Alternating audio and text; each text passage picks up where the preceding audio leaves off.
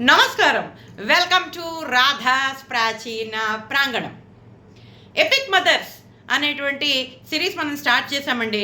నిన్నటి రోజున మనము రుద్రాంశ సంభూతుడైనటువంటి దుర్వాస మహర్షి వీళ్ళ రాజ్యానికి రావటము, ఆయన సపర్యలు చేసే బాధ్యతని ఈ కుంతిభోజుడు కుంతిదేవి మీద పెట్టడము, మనకి కుంతిదేవి ఎంతో సంతోషంతో అంగీకరించడం దాకా నిన్నటి ఎపిసోడ్లో కవర్ చేశామండి. అయితే ఈ దుర్వాస మహర్షి ఏదో ఒక దగ్గర అలాగ మఠం వేసుకుని కూర్చుని జపం చేసుకుంటూ కాళ్ళం వెళ్ళబుచ్చే మనిషి కాదండి. అటు ఇటు తిరుగుతూనే ఉంటాడు. 2 రోజుల తర్వాత వస్తానంటాడు, ఇవాళ రాత్రికే వచ్చేస్తాడు, అర్ధరాత్రి వస్తాడు.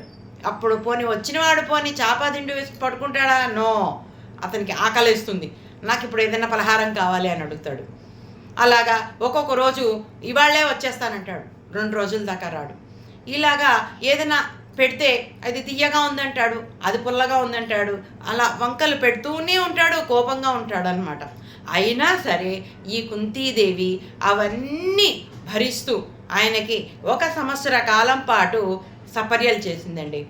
కంటి మీద కునుకు లేకుండా ఆ దుర్వాస మహర్షికి కోపం రాకుండా చూసుకుంటుంది ఈ కుంతీదేవి. అంటే భూమాతకు ఉన్నటువంటి సహనము ఈ చిన్నపిల్ల అయినటువంటి కుంతీదేవికి ఉందన్నమాట. అప్పుడు సంవత్సర కాలం అయిన తర్వాత దుర్వాస మహర్షి ఒకరోజు ఈ కుంతీదేవిని దగ్గరికి పిలుస్తాడు. పిలిచి, బిడ్డ, నువ్వు చేసిన సపర్యలన్నీ నాకు చాలా నచ్చాయమ్మా, నీకు ఏం వరం కావాలో కోరుకో, నీకు ఏది కావాలన్నా నేను నీకు వరం ఇస్తాను అంటే ఈ పిల్ల అంటుంది, అలా ఏం లేదండి, మా నాన్నగారు చెప్పారు కాబట్టి చేశాను, మా నాన్నగారు ఆనందంగా ఉండడమే నాకు కావాల్సింది, అంతకుమించి నాకు ఏ కోరిక లేదు అని చెప్పేసి ఈ పిల్ల చెప్తుంది.